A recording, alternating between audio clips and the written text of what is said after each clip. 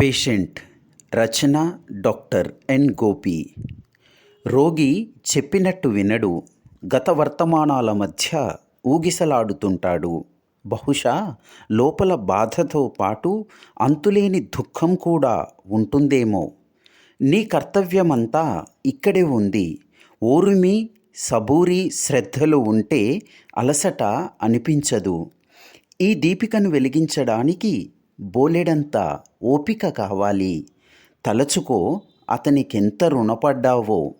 అతని వృద్ధాప్యానికి నీ వయస్సును కాస్త వెచ్చించు.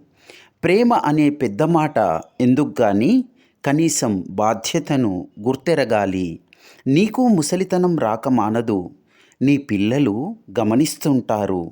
ప్రాక్టికల్గా ఆలోచించినా నీకు సహనం అనివార్యం.